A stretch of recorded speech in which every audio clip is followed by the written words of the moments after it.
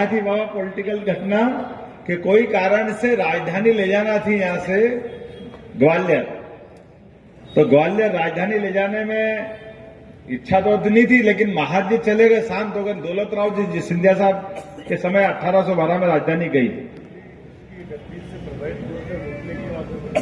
तो उनने क्या समीकरण बनाया, एक तो राजधानी ले गए, दूसरा धीरे से एक मंत्र फूक गया कि भैया यहाँ राजा रात नहीं रहेगा तो परिवार ही नहीं पड़ गया, कोई आएगा ही नहीं दूसरा कब्जा करने के लिए।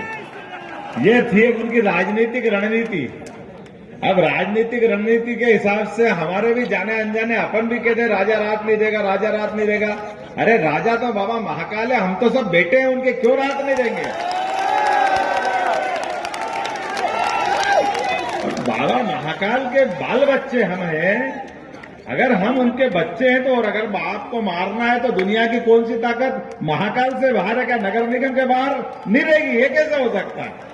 बाबा महाकाल नगर निगम तक ही रहेंगे, ये कौन सी बात?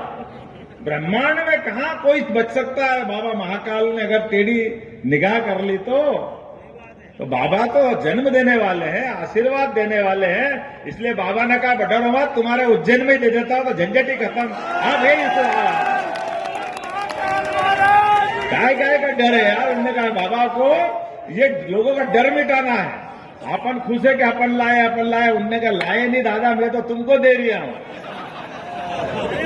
और ये बिल्कुल आनंद की बात है। देखो आप, बहुत अच्छी बात है। अभी बीच में से चिंतामन जी भी कही थी कि मोदी जी ने कहा कि बनारस में संभालता हूं, मोहन जी तुम संभालो उज्जैन, चलने दो हमारा अपना बाबा महाकाल और विश्वनाथ भगवान की। और हमने तो ये सिलसिला चालू रखा है, आज नहीं पिछले 5 साल से हमारी दोनों की बनारस और उज्जैन की एक दोस्ती चल रही है। वो अयोध्या में दीपक का रिकॉर्ड तोड़ते तो हम शिवरात्रि में रिकॉर्ड उज्जैन में तोड़ देते हैं। हमारा लाखों का रिकॉर्ड बनता रहता है, उस रिकॉर्ड को हर बार तोड़ते हैं, क्योंकि हमारा अपना ये जो आनंद है, इस आनंद को देवस्थान के आधार पर संस्कृति को समझाने का भी तरीका होना चाहिए। और ये बात सही है कि लोग अपने हिसाब से मुख्यमंत्री कहेंगे ले तो मैं तो मुख्य सेवक के रूप में ही काम करूंगा, मुझे ध्यान में आएगा कि मैं प्रदेश का मुख्य सेवक हूं। और काम के मामले में परमात्मा की दया है। मैंने कलेक्टर से कहा कि घर बाद में जाऊंगा, पहले केडी गेट का रास्ता दिखाना, बहुत दिन से काम अधूरा पड़ा है, उसका निराकरण करना है।